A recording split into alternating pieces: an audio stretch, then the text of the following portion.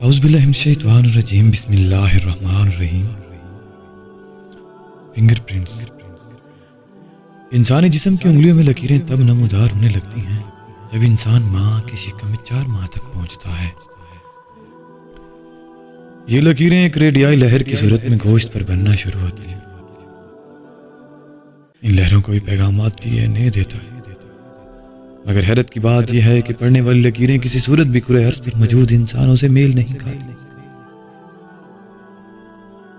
گویا لکیریں بنانے والا اس قدر دانا اور حکمت رکھتا ہے کہ وہ کھربوں کی تعداد میں انسان جو اس دنیا میں ہیں اور جو دنیا میں نہیں رہے، ان کی انگلی میں موجود لکیروں کی شکل اور ان کے ایک ایک ڈیزائن سے باخبر ہے۔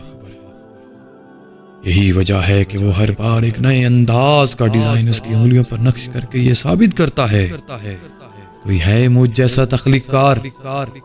حیرانگی کی انتہا تو یہ ہے کہ اگر جلنے، زخم لگنے یا کسی وجوہات کی بنا پر یہ فنگر پرنٹ مٹ بھی جائے تو دوبارہ ہو بہو وہی لکیریں ظاہر ہو جاتی ہیں۔